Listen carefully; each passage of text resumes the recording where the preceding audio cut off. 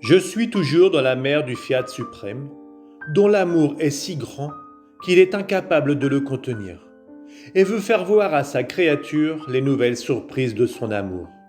Combien il a aimé la créature, et combien il l'aime encore. Et s'il trouve une créature qu'il aime, il fera se lever un nouvel amour pour faire connaître à la créature que son amour ne cessera jamais et qu'il l'aimera toujours d'un amour nouveau et grandissant. Et mon aimable Jésus, répétant sa petite visite, toute bonté me dit : Ma petite fille de ma divine volonté, tu dois savoir que notre premier champ d'action a été la création. C'était une naissance que nous avions dans notre sein de toute éternité. Et toutes les choses que nous devions mettre à la lumière du jour aimaient l'homme. Car c'est uniquement pour lui, parce que nous l'aimions tant, que nous avions décrété de créer toutes ces choses au point de former pour lui la lumière du jour, la voûte azurée qui ne doit jamais perdre sa couleur, une floraison terrestre qui doit lui servir de plancher. Et ensuite la chose la plus grande, la centralisation de notre amour en chaque chose créée, qui devait être pour lui comme notre sein, ou le porter dans nos bras pour le rendre heureux et lui donner la vie continue. Et connais-tu la raison pour toutes ces préparations au point de nous faire sortir de notre intérieur, comme dans un champ d'action, dans une œuvre ? C'était pour l'amour de celui qui doit faire régner notre volonté. Pour un si grand travail, nous voulions notre récompense, notre dessein divin, que l'homme et toutes les choses créées devaient garder comme vie et comme règle, en le nourrissant de notre volonté. Ce champ de notre action dure toujours.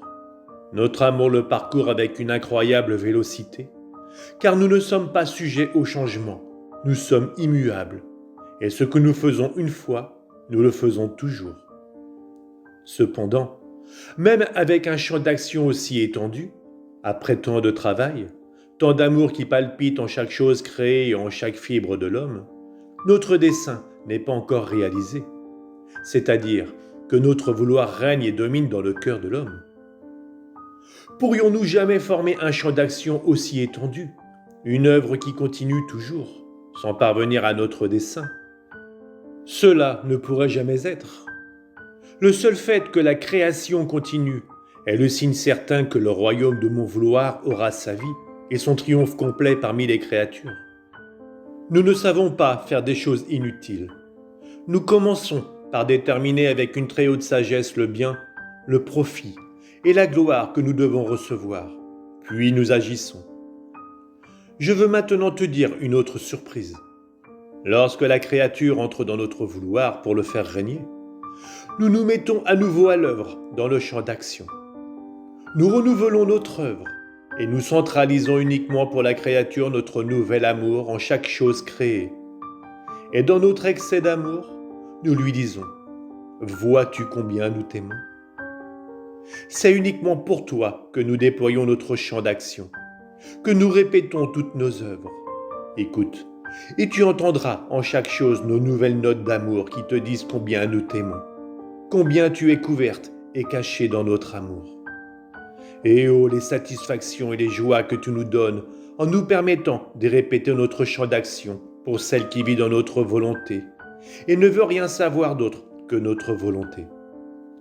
C'est alors que toute la création et nous-mêmes, trouvant notre vouloir dans la créature, nous reconnaissons cette créature comme notre enfant. Toute la création demeure centralisée dans cette créature et la créature en nous. Cette créature se fait inséparable de toutes les choses créées parce que notre vouloir lui donne un droit sur tout. Et notre champ d'action trouve sa récompense, la réciprocité de notre œuvre. Une créature qui vit dans notre vouloir travaille déjà avec nous, veut faire ce que nous faisons, veut nous aimer avec un même amour parce que la volonté qui nous anime étant une, il ne peut y avoir des dissemblances ni de disparités. Ainsi, nous ne nous sentons plus isolés dans le champ de la création. Nous avons notre compagnie et c'est là tout notre triomphe, notre victoire et le plus grand bien que nous puissions donner aux créatures. Nous déployons notre champ d'action à l'intérieur de l'âme de la créature beaucoup plus que dans la création qui entoure la créature. Et nous créons en elle les soleils les plus éclatants, les plus belles étoiles, les vents qui soufflent continuellement l'amour, des mers de grâce et de beauté, et un air divin et balsamique. Et cette créature reçoit tout et nous laisse libres dans notre champ d'action. Et elle est notre vraie création. Celle qui ne s'est opposée en rien à ce que nous voulions faire et où toutes nos œuvres ont trouvé leur place. Ainsi, notre champ d'action ne s'arrête jamais dans celle qui vit dans notre fiat. Alors sois attentive et reçois ce que nous voulons faire de toi. Après quoi, il ajouta avec un amour que je ne sais comment exprimer. Ma fille, le soin le plus cher à notre cœur, notre attention la plus assidue est pour l'âme qui vit dans notre vouloir. Nous ne la quittons pas des yeux. Il semble que nous ne puissions rien faire d'autre que de déployer sur cette âme notre vertu opérante et créatrice. Notre amour nous amène à l'observer pour voir ce qu'elle veut faire. Si elle veut aimer, notre vertu créatrice crée notre amour dans les profondeurs de son âme. Si elle veut nous connaître, nous créons notre connaissance. Si elle veut être sainte, notre vertu créatrice crée la sainteté. En somme, lorsque la créature veut faire une chose, notre vertu créatrice se prête à créer le bien qu'elle veut faire, de telle sorte que la créature sent en elle-même la nature et la vie de ce bien. Nous ne pouvons et ne voulons refuser quoi que ce soit à celle qui vit dans notre vouloir. Ce serait comme le refuser à notre vouloir lui-même, c'est-à-dire nous le refuser à nous-mêmes. Il serait trop dur de ne pas utiliser notre vertu créatrice pour nous-mêmes. Vois-tu alors à quelle hauteur et noblesse sublime est parvenue celle qui vit dans notre vouloir? Aussi, sois attentive. Pense uniquement à vivre dans notre vouloir. De cette manière, tu sentiras notre vertu créatrice et opérante.